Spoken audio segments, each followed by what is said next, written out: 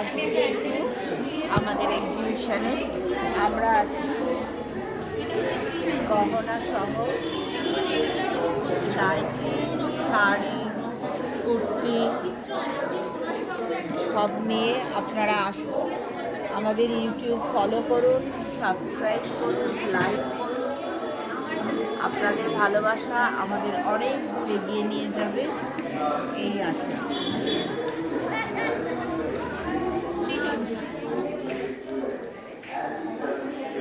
আমরা কালও আছি এখানে রাত 9টা পর্যন্ত।